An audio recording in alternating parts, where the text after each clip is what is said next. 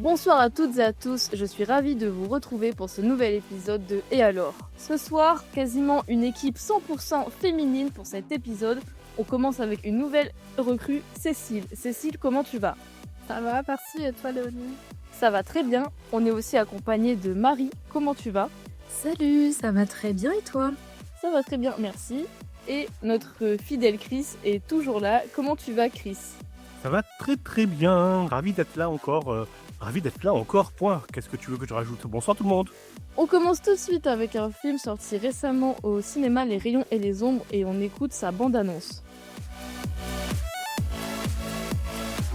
Plus jamais ça. Car la guerre ne résout rien. À la table là, il y a ma petite fille Corinne. Elle ne grandira pas dans une Europe déchirée par les conflits armés entre les peuples. Et pour sa première, on va laisser Cécile nous faire le pitch de ce film. Donc, c'est un film qui raconte la transition d'un ancien pacifiste qui va sombrer dans la collaboration, qui travaille dans la presse collaborationniste. Très bien. Qu'as-tu pensé du film ? Eh bien, j'ai bien aimé. C'est un film très très long qui dure 3 heures et je ne les ai pas sentis passer. Même si j'ai trouvé qu'il était parfois assez complaisant dans sa façon d'aborder la collaboration et de trouver des excuses en fait aux personnages. Complaisant, c'est le mot qui tourne sur ce film, parce qu'il y a une polémique. Qui n'a pas de polémique aujourd'hui, dites-moi, montrez-moi le moi du doigt. Mais on dit que ce film est vraiment complaisant avec le nazisme et qu'il ne trouve pas d'excuses aux personnages qui collaborent avec les nazis. Est-ce qu'on le ressent du coup ça dans le film vraiment, Cécile, ou pas ? Dans la première partie du film, je n'ai pas trouvé qu'il était complaisant. Je trouvais au contraire qu'on voyait bien comment finalement, le personnage de ce père qui travaille dans la presse est animé au départ de bonnes intentions en faveur, du pacifisme et se laisse finalement un petit peu, prendre, au piège, dans cette posture, collaborationniste. Mais au fur et à mesure que ça avance effectivement, on aurait peut-être attendu une dénonciation, plus forte dans la façon de tourner le film. Même si, la dénonciation arrive par d'autres biais, notamment par le sort qui est réservé à la fille. D'accord, donc j'ai l'impression que tu dis que le film ne prend pas parti, quoi, grosso modo, et qui laisse le spectateur juger de lui-même, de comment il va recevoir le film. C'est bien ça? Non, quand même pas. Il prend parti contre la collaboration, mais en fait, dans la façon de dresser le portrait, notamment, du diplomate, allemand qui travaille, qui est envoyé, à Paris.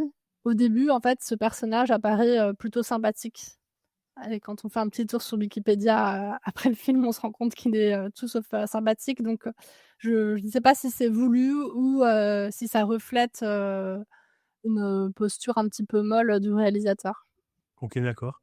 Léonie, toi, sur ça, tu avais ce sentiment-là de complaisance? Je trouve que c'est un peu à nuancer et que ça dépend certains moments du film. Bon, dans un premier temps, comme on a dit, il dure 3h20.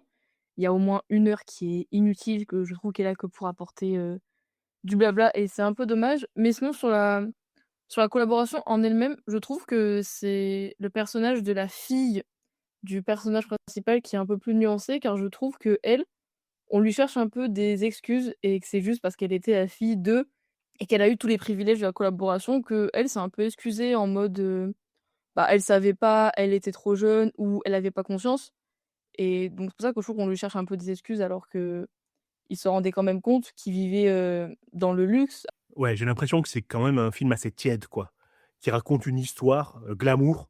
La jeune fille, épatée par le cinéma et qui se retrouve aux prises par qui se retrouve, mis au banc de la société par les choix de son père et que ça occulte complètement le côté politique, le côté politique et le côté dégueulasse de cette politique-là et qu'on est sur un film, qui aurait pu se passer, à une autre époque, peu importe, mais qu'on est sur une histoire humaine et pas politique, quoi. C'est juste un décor, le nazisme, alors que ça devrait pas l'être. Après, pour nuancer un peu ce que tu viens de dire, Christophe, on voit quand même le rôle de la presse collaborationniste et ce réalisateur, il me semble, avait, fait Illusions perdues, que je n'avais pas vu, mais qui parle aussi, du rôle de la presse, au 19e siècle et de ce point de vue-là, c'est pas juste un décor, c'est quand même aussi tout un système, en fait, qui servait la collaboration. Mais je regrette que ce système n'ait pas été davantage, interrogé, à travers le regard du cinéaste.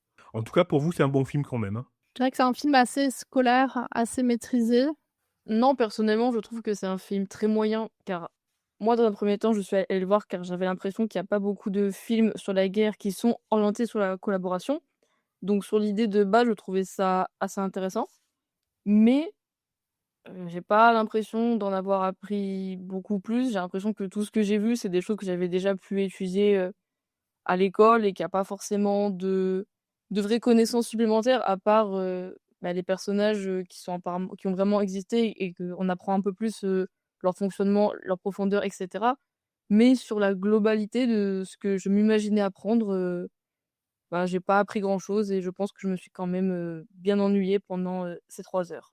Ouais, pour aller un peu dans son sens, je dirais que les grands absents, en fait, du film sont justement toutes les personnes qui ont été déportées, que ce soit, les juifs, les tziganes, les homosexuels et cetera. On en parle, très peu dans un film qui dure quand même 3 heures sur la collaboration.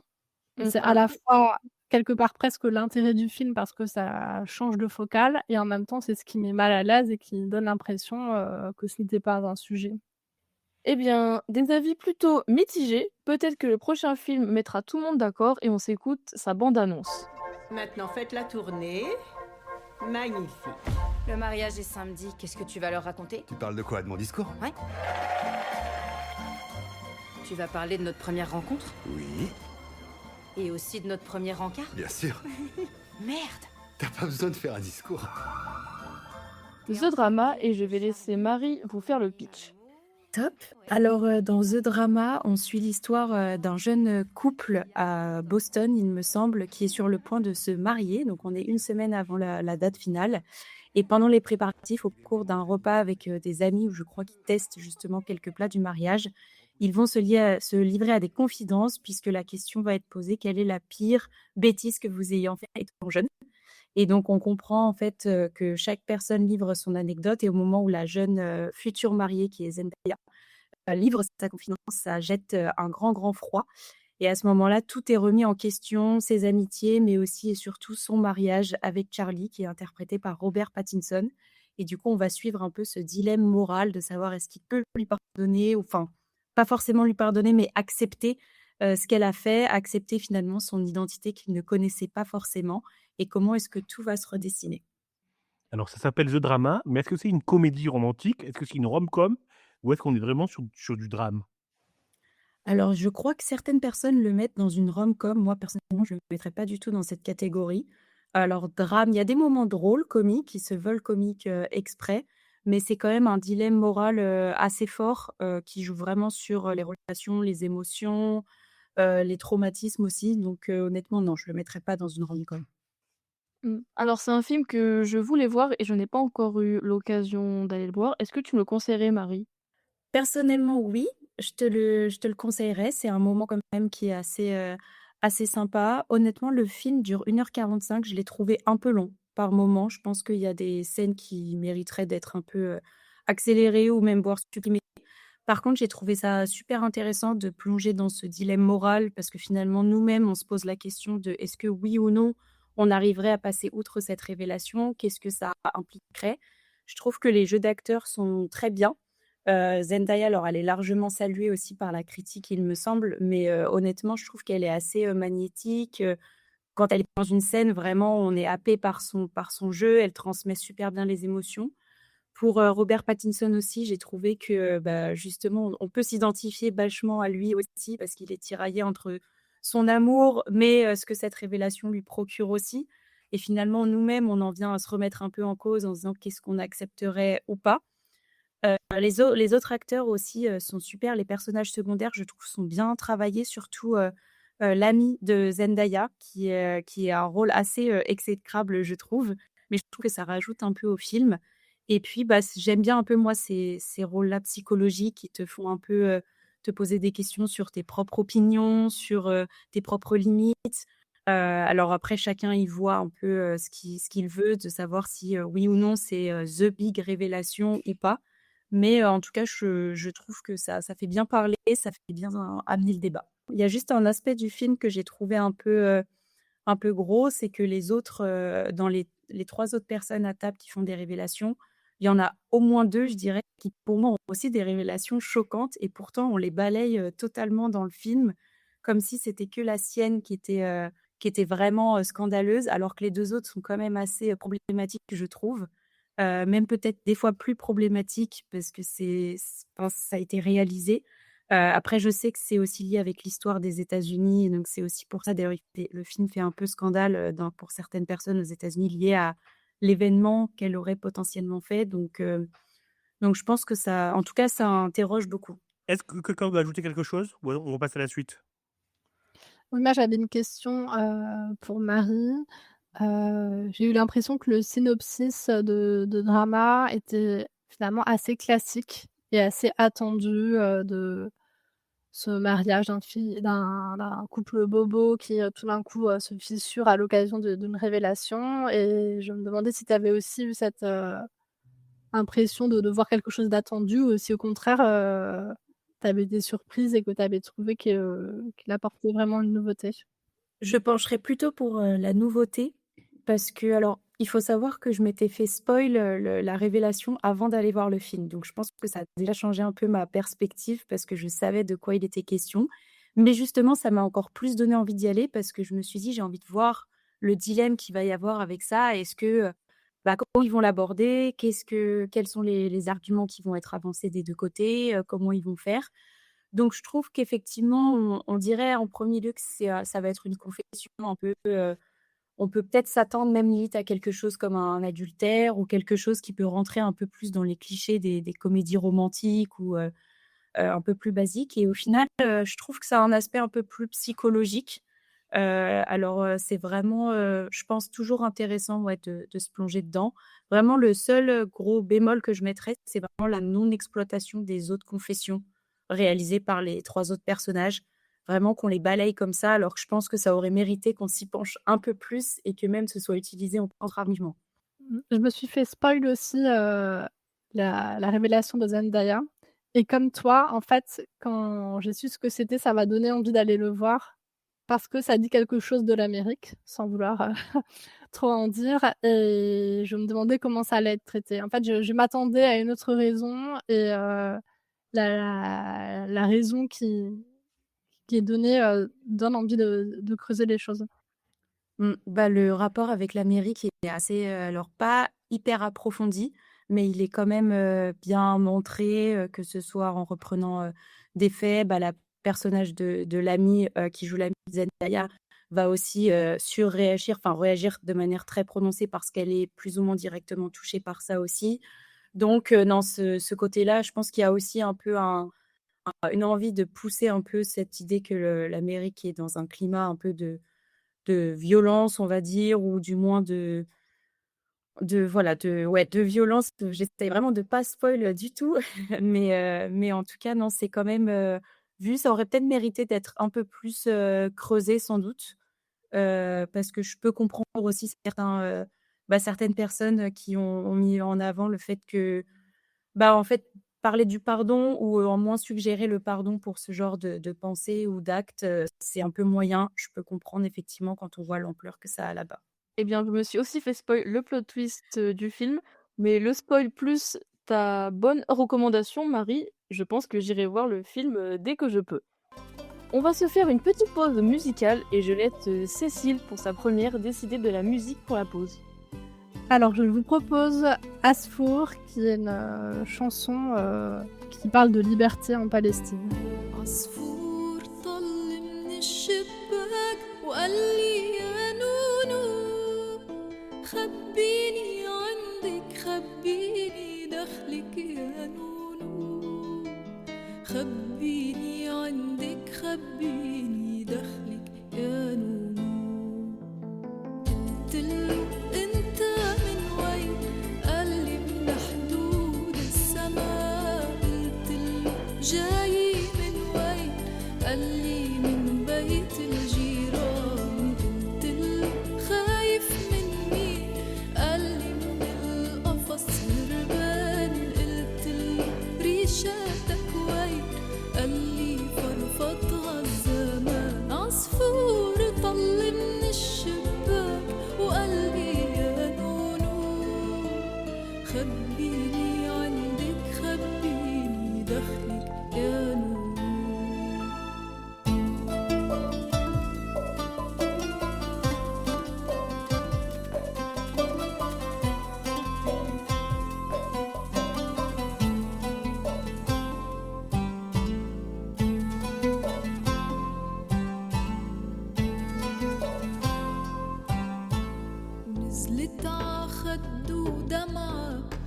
وجناحاته متكية وتهدى بالأرض وقال بدي امشي وما في نزلت عخده ودمعة وجناحاته متكية وتهدى بالأرض وقال بدي امشي وما في وضميته ع قلبي وصار يتوجع على جروحاته ضميته ع قلبي وصار يتوجع على جروحاته قبل ما يكسر الحبس تكسر صوته وجناحاته قلتله خايف من مين قالي من القفص هربان قلتله ريشاتك وين قالي فرفضها الزمان عصفور طل من الشباك وقالي يا نونو خبيني عندك خبيني دخلك يا نونو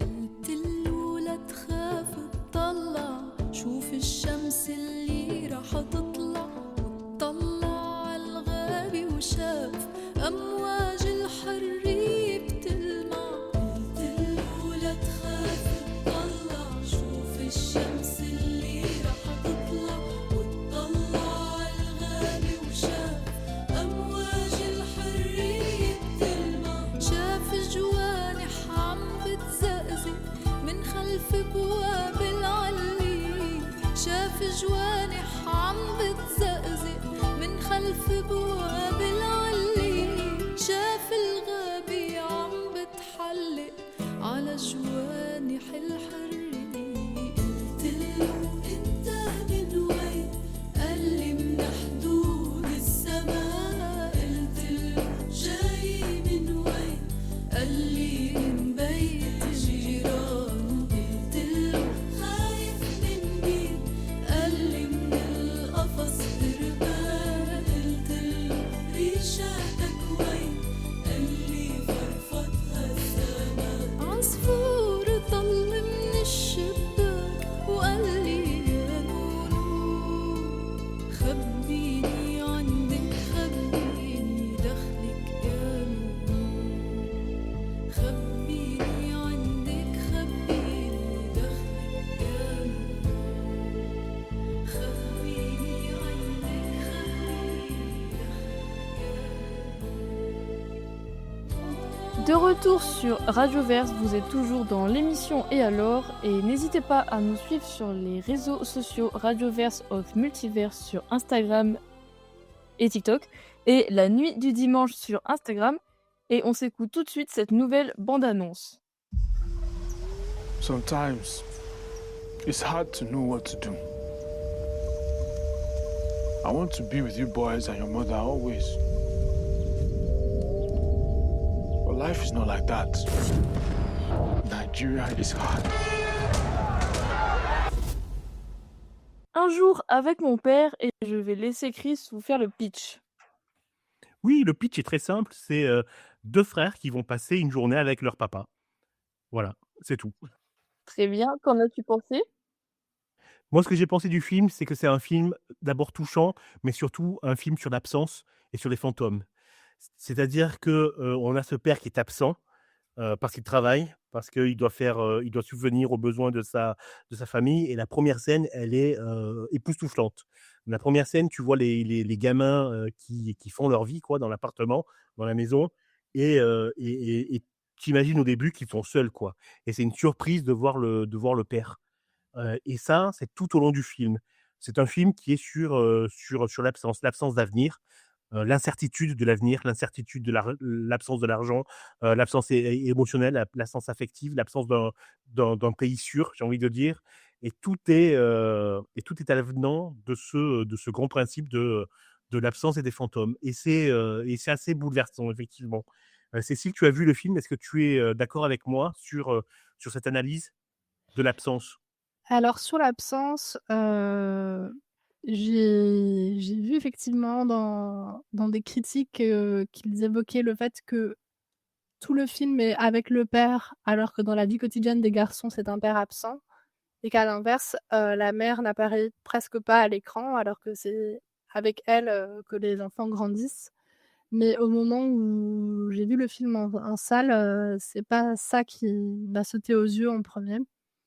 Ce qui m'a marqué, c'était la façon de filmer les visages, que j'ai trouvé assez intéressante, avec beaucoup de douceur et enfin, une façon de tourner très texturée, en fait. Et j'ai trouvé qu'il y avait malgré tout une grande tendresse dans la façon de filmer la relation entre, ce père absent et ses enfants et une tendresse qui grandit au fur et à mesure, du film. Ce que tu n'as pas dit non plus, Chris, c'est que, le film, en fait, se passe, pendant une crise politique et effectivement, en fait, cette crise politique, elle arrive plutôt en arrière-fond et on n'a pas forcément l'impression que c'est le sujet du film et il faut savoir qu'au début sur, le scénario était fait pour être un court-métrage à l'origine.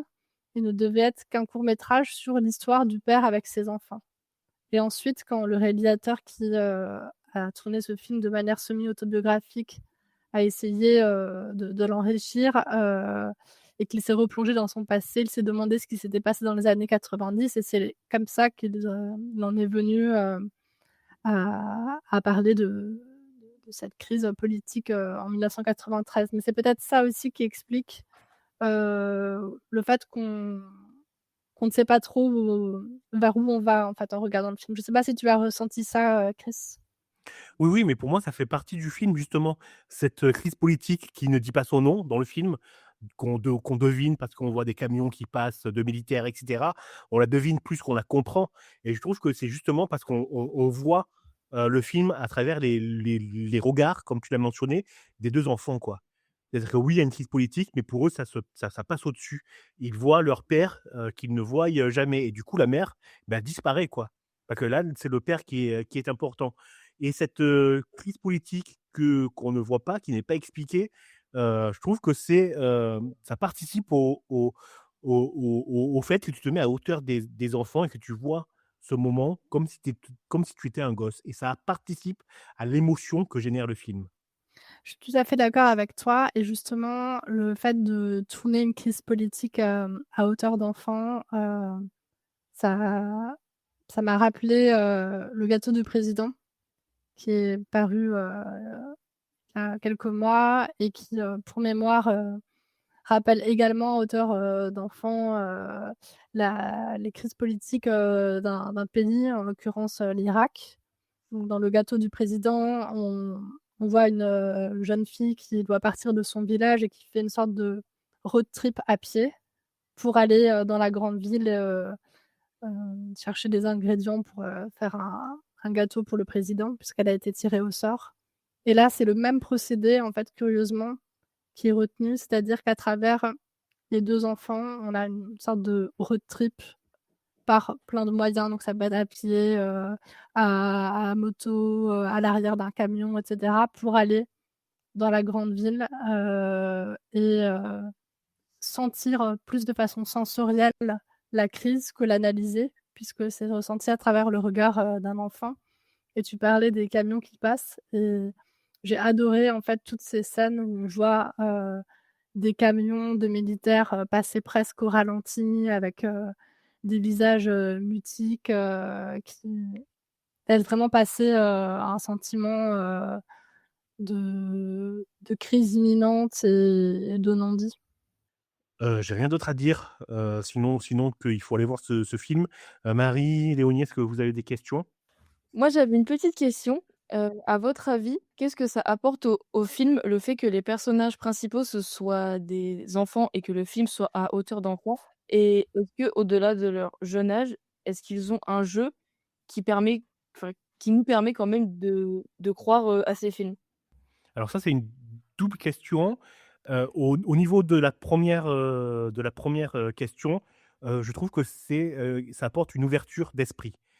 C'est-à-dire qu'une fois que tu as vu le film, La crise au Lagos, tu n'as pas plus de réponses que ça et ça t'oblige à aller voir, à aller te renseigner et ça t et tu gagnes de la culture en faisant ça. Donc c'est vraiment une porte ouverte vers l'histoire avec un grand H et vers la culture avec un grand C. Et sur le rôle des enfants, pour moi, souvent, c'est très compliqué les enfants au cinéma parce que, bah, ils ne savent pas jouer ou bref. Mais là, c'est très bon, comme l'a été, Un gâteau avec le président. Cécile, est-ce que tu es d'accord avec moi ou pas? Je suis d'accord en partie, mais je voulais, nuancer un peu. De mon point de vue, l'actrice qui joue dans Le gâteau, du président est absolument incroyable.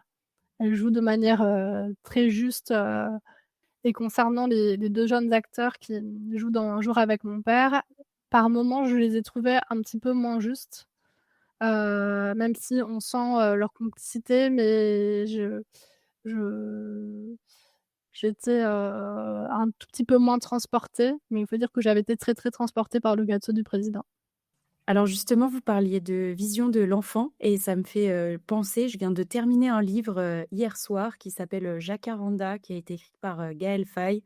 Alors il me semble que le livre a déjà, 2 ans, mais en fait ça raconte justement l'histoire d'un enfant, français mais d'origine rwandaise. Sa mère est rwandaise et son père est français et qui va retourner au Rwanda, à l'adolescence. Il n'y a jamais mis les pieds, il ne connaît pas l'histoire et il va découvrir justement le passé de ce pays-là après les génocides, envers les Tutsis, et il va essayer de comprendre comment se reconstruit ce pays-là avec cette vision justement d'adolescent, de jeune et moi j'ai trouvé à travers ce livre, ça m'a assez, bouleversée et je te rejoins Chris, effectivement, ça nous ouvre un peu plus l'esprit parce qu'on creuse, on essaye de voir, de chercher par nous-mêmes et aussi je trouve qu'on permet de vachement plus nous alors pas nous identifier, mais comme si nous, on essayait en fait de rentrer dans l'histoire parce que c'est souvent des yeux qui sont plus innocents, qui essayent de comprendre.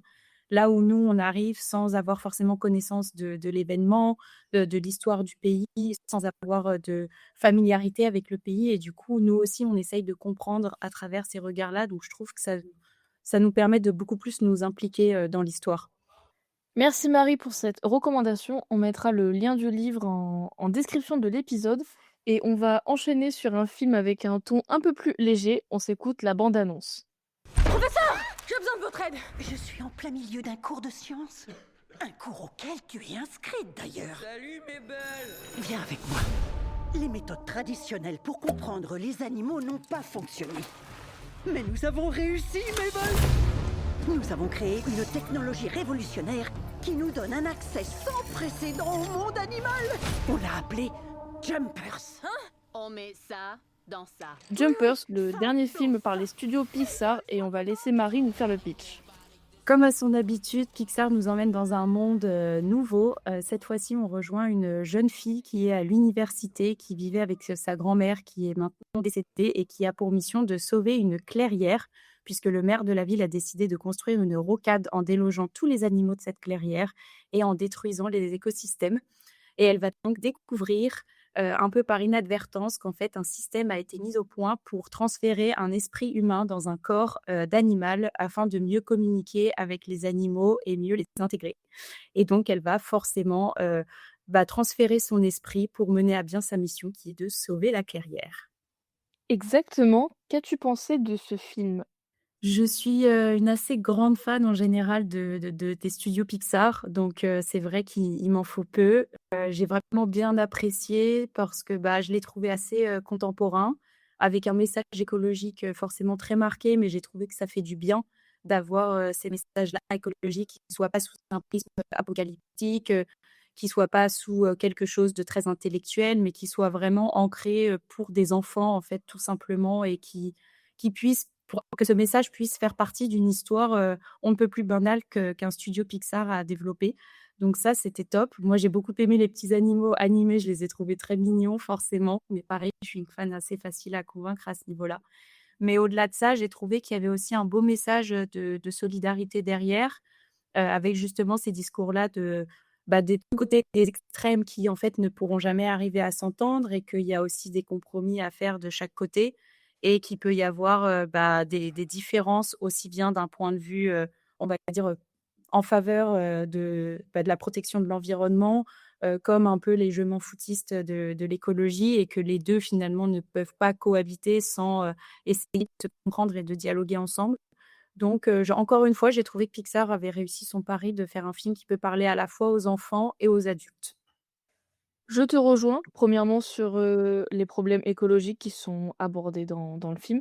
J'ai trouvé que c'était bien traité, mais peut-être, sur la fin du film, j'ai trouvé que c'était un petit peu utopiste et que malheureusement, même si je suis d'accord que la solidarité, ça existe et que des accords peuvent être trouvés, j'ai trouvé la fin un peu facile et un peu simple et que malheureusement dans le vrai monde, ce serait beaucoup plus compliqué d'arriver à un accord, comme tel.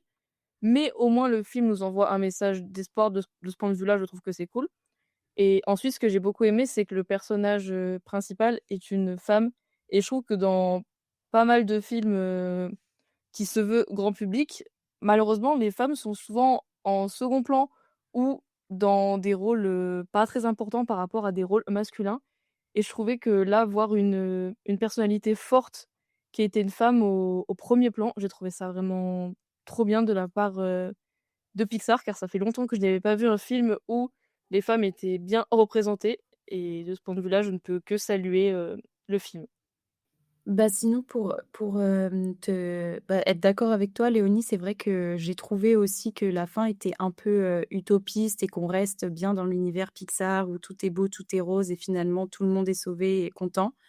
Mais par contre, j'ai quand même apprécié que, ils gardent le projet de la rocade pour montrer que bon, OK, on a entendu le message des petits animaux, mais qu'on va quand même, bien profiter de ce projet-là qui peut nous rapporter un max d'argent pour, au final, peu de temps économisé puisqu'il précise que la rocade ne fera gagner que 4 minutes, il me semble. Mais de montrer que bon, OK, c'est, certes, il y a de l'écologie, mais mine de rien, dans la société quand même, bon, on sait bien que les projets sont pas abandonnés. J'avais peur que justement à la fin, il y ait ce côté-là où, le maire devient un maire complètement écolo et limite il transforme la rocade en piste cyclable et je me suis dit: «Bon là, ça va peut-être être, un peu ça». Donc effectivement, ça reste un peu utopiste, mais j'ai quand même trouvé qu'ils gardaient une part de réalité un peu plus présente que d'habitude pour eux. Je sais pas si tu l'as quand même un peu ressenti? Non, mais je te plus sois et je trouve que même, le maire est un personnage, assez intéressant car, c'est un politique et qui je pense est plutôt de droite, voire d'extrême droite, dans ce personnage et donc forcément il est très critiquable, mais ce qui est bien, c'est qu'il y a quand même ce petit cheminement qu'évidemment il va pas changer, du jour au lendemain et tout ce qu'il fait, c'est malheureusement en grande partie pour, récolter des électeurs, car il est en pleine, campagne, pendant le film. Mais d'un autre côté, j'ai trouvé ça bien que, comme tu le dis, même s'il change pas totalement, il ait quand même ce petit recul et que les événements qu'il a pu traverser le font un petit peu changer et je trouve que de ce point de vue-là, c'est quand même un bon message qui est passé, à travers ce personnage. Un dessin animé plus réaliste que Les Rayons, les Ombres. Un peu, un peu. Et on se refait une petite pause musicale et je vais demander à Chris, est-ce que tu as une petite musique, à nous faire écouter? Ouais, je vous propose d'écouter le duo Rosalia Björk, Bergen. Désolé pour la prononciation.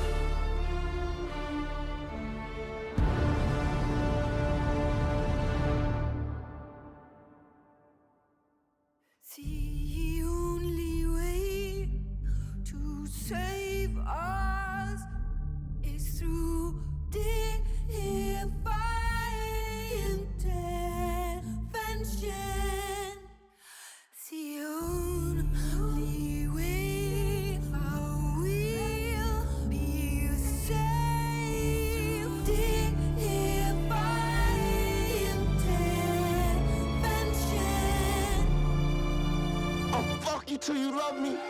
I'll fuck you till you love me. I'll fuck you till you love me. Till you love me. Till you love me. Till you love me. Till you love me. Till you love me. Love me. Till you love me. I'll fuck you till you love me. I'll fuck you till you love me. Love me. Love me. Love me. Love me. De retour sur Radioverse et on va faire plusieurs films en vrac et on va passer rapidement dessus. Tu check. Tiens Chris, tu vas commencer avec le film Mauvaise pioche. Oui, Mauvaise pioche, c'est le nouveau film de Gérard Jugnot. Cela raconte l'histoire qui est arrivée à ce monsieur qui a été pris pour Dupont de Ligonnès à l'aéroport et qui a été arrêté. C'est en suivi une tornade médiatique.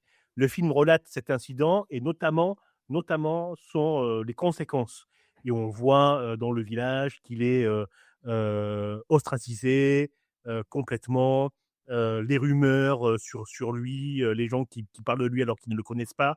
Toute cette partie-là, j'ai trouvé ça très réussi. Toute la lâcheté humaine, l'ignominie humaine, des calomnies, tout ça, j'ai bien aimé. L'incompétence de la police aussi, avec une Michel Larocque qui est excellente dans quel que soit le rôle qu'elle fait. Après, il y a des petites limites quand même, notamment... Alors, il faut quand même dire que Gérard Jugnot, c'est un excellent metteur en scène. On rappelle que dans le meilleur film qu'il a fait, Casque Bleu, il a réussi à obtenir quelque chose de Valérie Lemercier, ce qui est totalement assourdissant. Ce n'est pas le bon mot, mais j'en perds mon latin.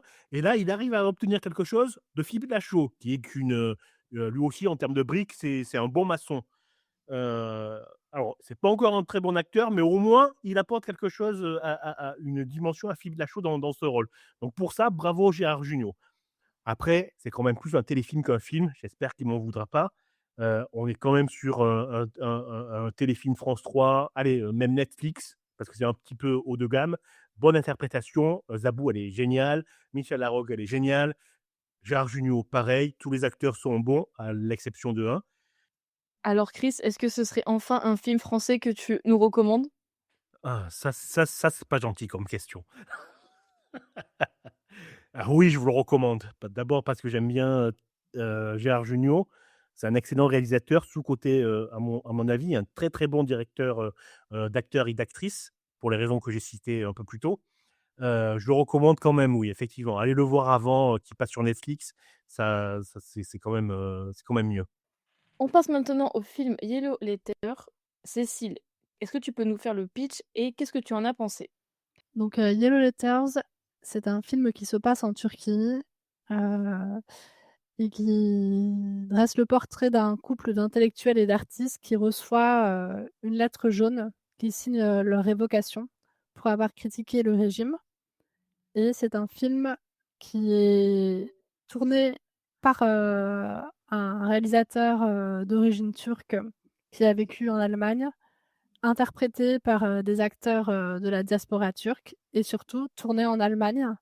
Et on a notamment 2 tableaux. Un premier tableau qui est Berlin dans le rôle d'Ankara et un deuxième tableau, Hambourg dans le rôle d'Istanbul. Ce que j'en ai pensé, alors j'ai trouvé le dispositif intéressant sur le côté dramaturgie qui rappelle la mise en scène du théâtre, etc. Mais par contre, dans les dialogues, ça faisait justement, pour moi, tu parlais de téléfilm tout à l'heure, Chris. Moi, je trouvais que les dialogues faisaient un petit peu téléfilm. Et je trouve aussi que finalement, le régime turc n'est pas tant interrogé que ça. On change maintenant totalement de registre et on passe au film Super Mario Galaxy. Et je vais vous faire moi-même le pitch et moi-même vous donner mon avis. Le pitch, c'est tout simple, c'est la suite du premier film d'animation qui est sorti il y a maintenant 3 ans. Et pour mon avis, si vous attendez à avoir un scénario, il n'y en a pas. C'est juste beaucoup d'effets visuels et un film qui est très beau. Et pour moi, c'est juste un film de fanservice. Et si vous êtes fan de jeux vidéo, de l'univers Mario, c'est un très bon film. Étant moi-même fan, de ce jeu vidéo, forcément, j'ai adoré car on y retrouve tous les personnages, qu'on préfère dans la franchise, donc pour ça, le film est réussi et sur le plan de l'animation, c'est un film quand même qui offre, des très belles images et c'est un film qui est agréable à regarder et ça fait une très bonne, sortie pour les familles. Et on termine cette chronique vrac avec comme dernier film Derrière les palmiers et je vais laisser Cécile vous faire le pitch. Alors, Derrière les palmiers, ça se passe à Tanger et c'est l'histoire d'un jeune homme, marocain, étudiant en architecture et ouvrier sur des chantiers, qui hésite entre 2 femmes. La femme qu'il fréquente, qui est une jeune femme, de son quartier, pieuse et une fille d'expat, dont les parents ont acheté une villa luxueuse et l'idée, du réalisateur, c'est, d'en faire un film aussi sur, les effets de la colonisation qui perdurent encore, au Maroc, les rapports de classe et cetera et j'ai plutôt aimé le film, aussi bien pour, sa photographie que pour la façon de traiter, des destins de ces 3 personnages. Alors, j'ai peut-être pas compris, ça parle de l'époque récente ou pas? Alors ça se passe dans l'époque contemporaine, mais ça dit quelque chose aussi, du passé du Maroc. Merci à vous 3 pour cette émission et on peut féliciter Cécile qui nous a fait une très belle première. Je vous dis à dans 15 jours pour un nouvel épisode de Et alors, à très bientôt.